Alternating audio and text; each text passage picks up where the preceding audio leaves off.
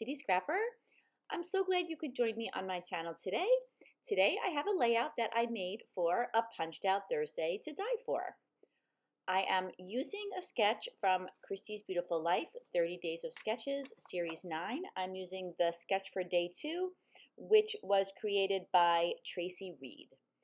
This sketch is perfect for a whole bunch of tiny photos, and that's what I have today. I'm using a paper pad from Michaels. I have to say, I don't always love those paper pads from Michaels, but they were having a clearance, and I noticed a really cute birthday pad. The birthday pad was called It's Your Day, and so I thought I would pick it up and give it a try. I love the colors and the fun prints, and I'm using some of the solids that they have in the packs. I noticed that lately the Recollections brand has pattern papers mixed together with solids, so that came in handy for this layout. I'm layering that pink paper over the blue paper. The green paper is just a piece of paper from my stash that I am attaching all of these gutted pieces of paper to. It won't be visible in the end, but I do think that's a really pretty color combination, that blue and that green, and then even the pink added together. I really like the way that looks. I'm matting the pattern paper I'm going to use for the background with 2 pieces of solid paper. If you notice, the pink matting is a little bit smaller than the blue matting. Whenever I'm double matting something, I like the mats to be different sizes. I think that it looks better that way. I also am using a scrap piece of that darker green paper. I'm going to mount all my photos on that before attaching them down to the layout, just because I could see that with this arrangement of photos, I might want to tweak it, and I don't want to end up ripping the background paper. I just thought it would be easier to have a separate piece of paper to attach everything to. In the way I'm arranging and angling the photos, I'm sticking really closely to the sketch. The sketch has one of the photos on the middle of the left-hand side highlighted with a frame. I'm not going to do that, but I am going to pop that one photo up on some foam just so that one of the photos is highlighted and looks a little bit different from the others. I love dimension on my pages. I know that some people are concerned about having a lot of dimension, so I was comparing the fun foam to one of the Jolee stickers that I used, and actually one of the Jolee stickers was higher than the photo with the fun foam. So I like that about fun foam. You can add a little bit of dimension, a little bit of an interesting look. You can highlight something with it, but it doesn't add so much dimension that you're going to have an excess of dimension on your page. So I popped up that photo, and then I started working on the title. For the title, I'm using some letter dies from Close to My Heart. I'm using some 120-pound white cardstock. I used a pattern paper from the pad and then a solid from the pad as well. And then I use my ATG gun and I attach all of the layers together. And once again, that creates a little bit of dimension for the letters. I started by attaching the 2 layers of white cardstock together. On top of those 2 layers, I put the pattern paper. I'm going to put the red solid paper behind each of the letters. I'm going to offset it a little bit, and that will help the letters stand out a little bit from the background. It'll provide some contrast between the background paper and the letters. And since this is a pattern and I'm putting it on top of a pattern, I thought that that would help the eye to be able to distinguish the title from the background paper. For this title, I used ATG adhesive, but you could also use wet glue. I often use gel glue. That works really well too. I just decided to use ATG for this particular project. Now I have all of my letters assembled. I'm going to place them on the layout. The title is going to be No Time Like the Presents. I'm going to be putting No Time Like the on top of the photo cluster, and then Presents is going to go at the bottom of the layout. I really like that title. I Googled birthday scrapbook layout titles, and that came up, and I thought that is just perfect for this layout. I don't normally like to split up the title and put different parts of it in different parts of the layout. I like to keep it all together. This title was just way too long to put all in one spot, and I thought that with the way the layout is, where everything is in the middle, it wouldn't be as difficult to read a title that was split up. if there were lots of elements all over the page, I think it might be a little more confusing. For the rest of the title, I used some letter dies I had in my stash for quite a while. I'm not really sure where I got them, I'm sorry, but they have these little holes in the center, and I think that these would be great for theater or a Broadway layout, but I also thought that they went along with this layout. They're just the right size and they're fun. Because they have little holes in the centers of them, I decided to back them with some red paper. And I did that by gluing the letters onto the red paper, and then I just fussy cut around them. And now I'm doing the same thing that I did with the other letters. I cut each of the letters out twice on some thick white cardstock, and I glued the pattern paper on top of those layered up pieces of cardstock. I arranged them at the top of the layout, and I drew a little dot where the center of the layout is, just so that I would make sure that I had them somewhat centered around that middle point. And then I once again used ATG adhesive and I attached all of them down to the page. And I wasn't looking for a straight look, I angled each of the letters a little bit. I really love this part of the layout where I have all of the major elements attached down and all worked out, and now I could just start embellishing.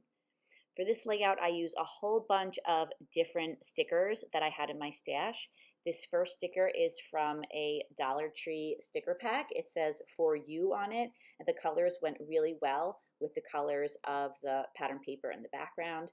And I'm resting it against that one photo that's popped up, so I'm adding some foam. I actually had to add 2 layers of foam so that it would sit correctly on the layout. I had some Paper Studio present stickers that I got on clearance a while back, and I thought that these colors also matched really well with the background pattern paper. So I started off by putting a present on either side of the title, but then I was thinking that I would have 3 clusters going along the sides of the photos, just like there is in the sketch. The photos that I'm using today are from my daughter Julia's album. These were taken 7 years ago when she turned 15. And even though it's quite a while ago now, I very clearly remember her being so excited to get those Timberland boots. They were really in style. All the kids were wearing them. I'm not really sure how long that trend lasted, but I do remember she was thrilled to open up that box. She also got a shirt and some pants that had my older daughter Danielle's school name on them. Danielle graduated from that school quite a number of years ago. And now actually both of my daughters are going to the same college. It's really nice because they live at home, which I love. And while they have a long commute, they often can commute together. And I think that's great that they get to spend that time together. I've added a few more embellishments to the page. I added some Paper Studio balloons. I love those little balloons. They're just the right size for embellishing. I don't have any more. Those were my last 2. And then I added in a Jolee's balloon. It's a little shaker balloon because I didn't have a 3rd balloon for that cluster. So I decided to make that a bigger cluster because the balloon is a little bigger. So I switched out the presents that were there before, or the present that was there before, for 2 presents stacked on top of each other. And then I also added some stars from a soft-spoken set. And then I found these candles. I thought these would look cute on either side of the title. And while I liked the idea of having a balloon, I didn't really like the gingham background that other balloon had, so I switched it out for a balloon that had a yellow background. I put a star on either side of the title. And then I was thinking that I wanted to have something to kind of anchor those 3 clusters. I looked in my stash to see if I had any circular labels. I didn't really have anything, so I decided to cut some half circles and place them underneath each of the clusters. Because the background is a piece of pattern paper, I wanted the embellishments to be visible. I didn't want them to kind of get lost with the background. And I also feel like they made the clusters look a little more cohesive. I was thinking that each of the elements looked too separate, and I think that these half circles kind of bring everything in the cluster together. Or at least that's what I was thinking. That's what I hope this achieved. And as usual, I am placing things down and then having to pick them up and rearrange them again. But sometimes it's just necessary. Sometimes it's impossible for me to plan out a whole page before trying things and seeing how they look. I wanted to add some photo corners to the layout. I decided to just add them to that one photo that I kind of highlighted by popping up on some foam. I used the same pattern paper that I used to make the letters in the word presents, and I used one of my favorite punches. You could see it off to the right. It's an EK Success scalloped photo corner punch, and I punched out some photo corners and attached those down with ATG adhesive. I looked at the layout for a little while, and then I was thinking that I would like to add a banner underneath the word presents. I was thinking that since I added those round pieces of paper to anchor the embellishment clusters, that it would make sense to bring that same concept down where I have something anchoring the title. I was hoping that it would help the title to be even more readable.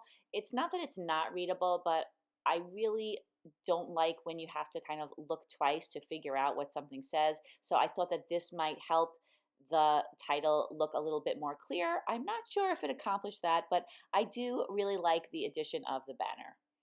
I'm layering two pieces of the solid paper that was in the paper pad on top of each other. I have a little border of the green color behind the blue color. And then of course I have to take all the letters off of the layout and the embellishments that were next to them as well and tuck the banner in. And then I put all the letters back on top of the banner. First, I marked the center because I wanted to make sure that I had the letters centered. And then I put all the letters back again and the two candles and the two stars as well.